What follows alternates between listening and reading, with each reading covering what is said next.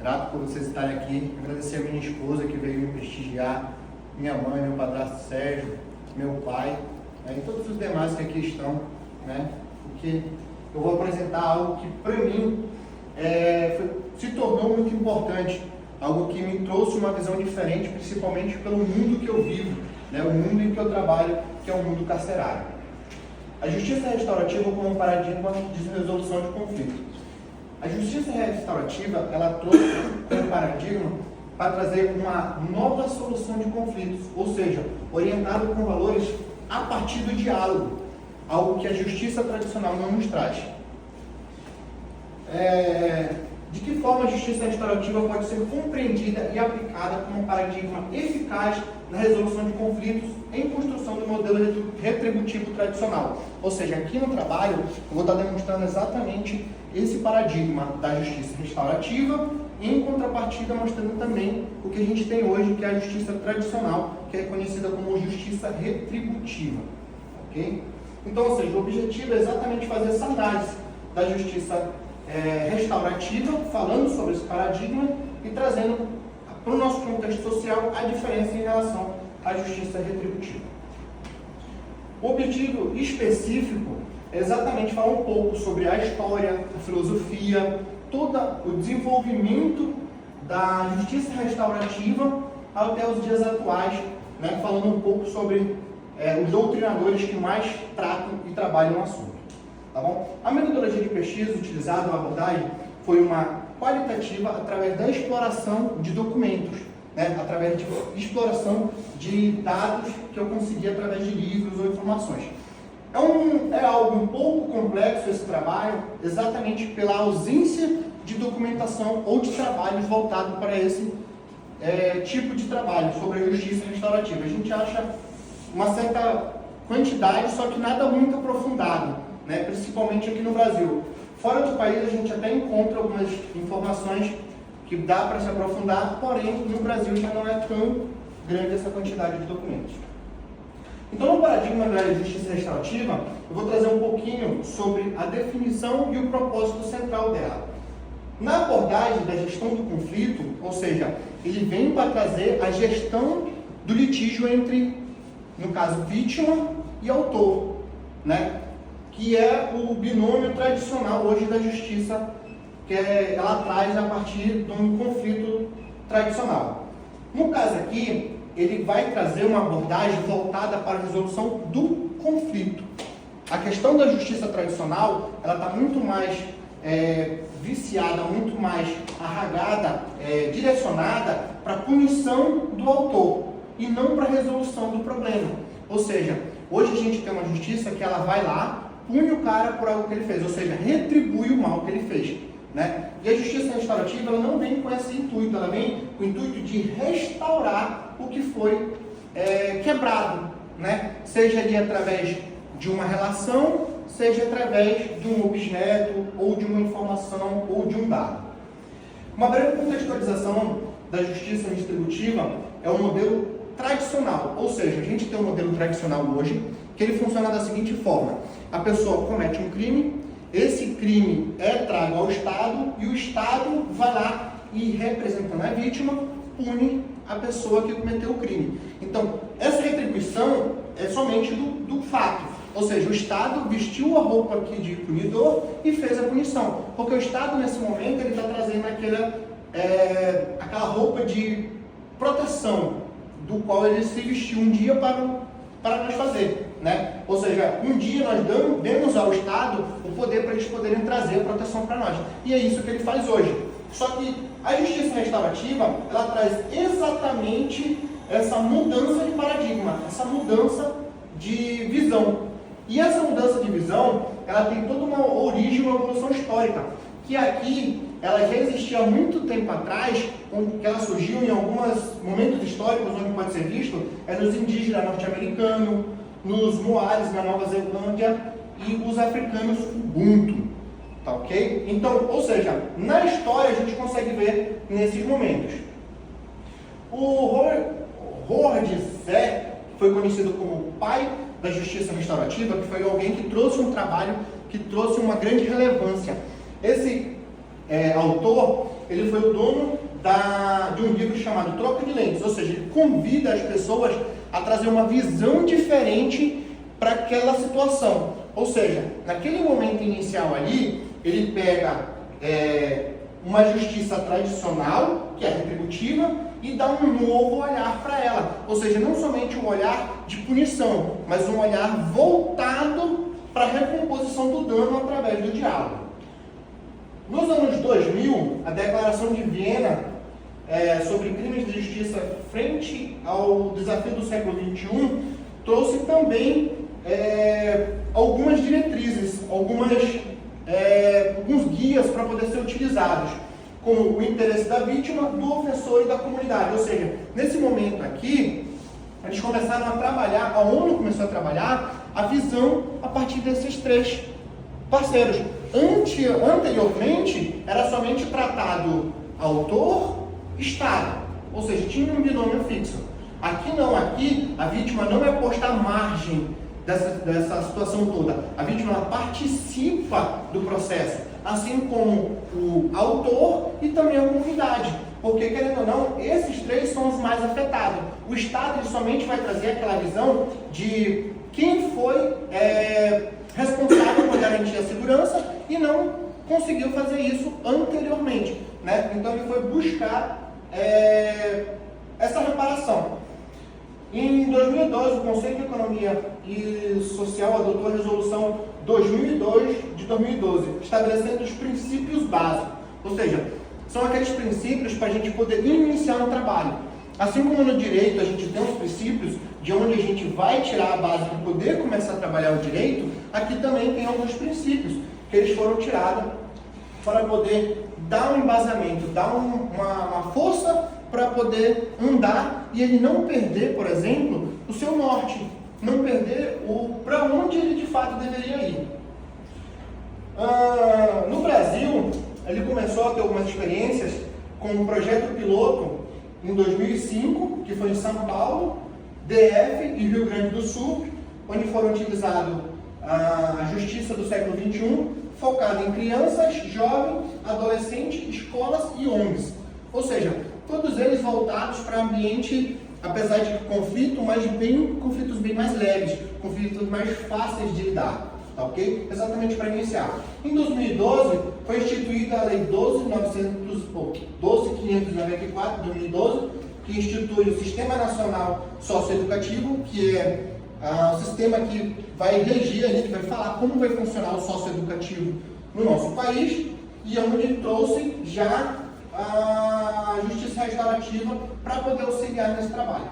Em 2016, o CNJ, na Resolução 225, implementou as diretrizes da justiça restaurativa. Aqui a gente vai falar um pouco, como eu já citei anteriormente, sobre a dimensão dela. Na dimensão da justiça restaurativa, a gente vai trabalhar vítima, ofensor e comunidade. A vítima como sendo o objetivo central para quem vai estar sendo resolvido o conflito, né? Vai ser o foco central do diálogo. E os princípios básicos que vão nortear essa conversa vai ser a voluntariedade, o consenso e a confidencialidade. A voluntariedade porque todos os participantes têm que ser voluntários. Eles não podem ser obrigados. Se eles forem obrigados a participar do processo, automaticamente o processo já começou errado, já está viciado e não vai cumprir provavelmente seu objetivo. O consenso significa que todos que vão estar participando ali, tanto a vítima, quanto o autor, quanto a comunidade, como todo um corpo que vai estar participando desse processo, ele deve entrar no consenso. Por que o consenso? Porque o consenso é algo que vai ser mais justo para todos. Vai estar amparado e alcançando todos ali ao redor. Uma análise comparativa entre a justiça restaurativa e a justiça retributiva, a gente pode falar sobre a questão do binômio, né? Principalmente, onde no binômio da justiça a gente vai ter um infrator e o Estado, e na justiça restaurativa a gente vai ter um binômio que é a vítima, o infrator e a comunidade. Ou seja, no primeiro, a vítima vai servir como quem sofreu a ação. E o Estado vai tomar posse da ação a partir dali e vai poder fazer o julgamento dele, fazer a punição, tá, ok? Que é a justiça retributiva. Já na justiça restaurativa, não. A justiça restaurativa, ela vem para restaurar o diálogo, restaurar aquilo que foi quebrado. Seja uma relação, seja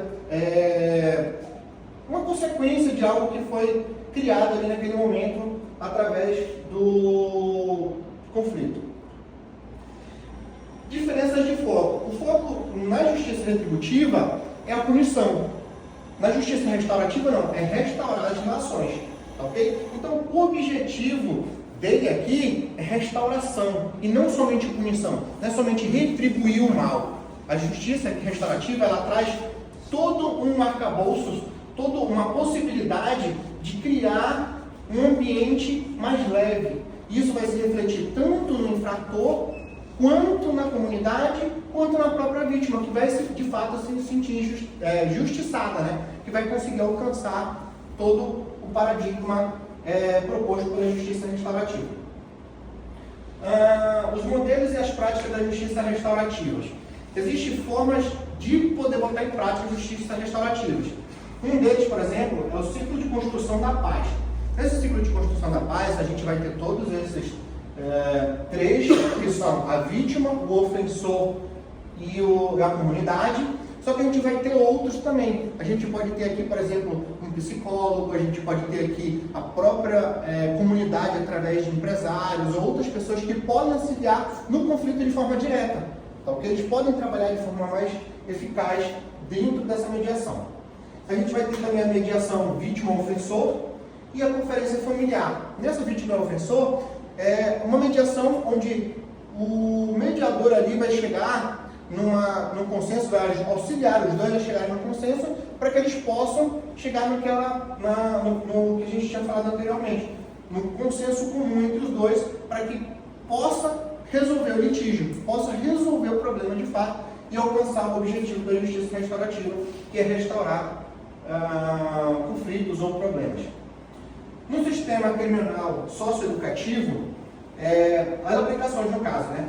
No sistema criminal socioeducativo, como a gente falou anteriormente, já foi utilizado, né? Ele utiliza exatamente para trazer esse jovem para dentro de um local onde ele vai entender o problema dele e muito mais fácil ele sair daquele mundo que ele está, ou até mesmo sair da reincidência. Ou seja, ele não pode alcançar, no caso da justiça restaurativa, a ausência da reincidência. Ele pode voltar a não cometer crime e aí dá tempo de conseguir restaurar essa pessoa.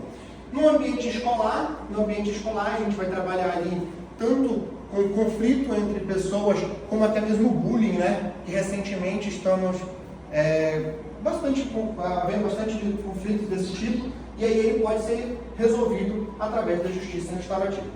No sistema prisional, a gente vai trabalhar entre ele intra e extra-prisional. A gente pode trabalhar dentro do sistema prisional ou fora do sistema prisional, exatamente como no socioeducativo, tentando trazer essa pessoa para enxergar o que ele fez, entender o que ele fez, o mal que ele fez, e ele mesmo querer restaurar, querer modificar, tornar aquilo de uma forma diferente, ok? Então, a justiça restaurativa conseguiria alcançar o seu objetivo.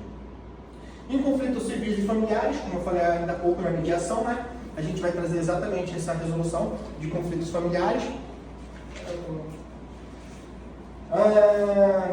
Benefícios e desafios da justiça restaurativa. A justiça restaurativa, ela tem alguns desafios. Quais são esses desafios? Os desafios é exatamente de você ter pessoas capacitadas, preparadas para trabalhar com isso.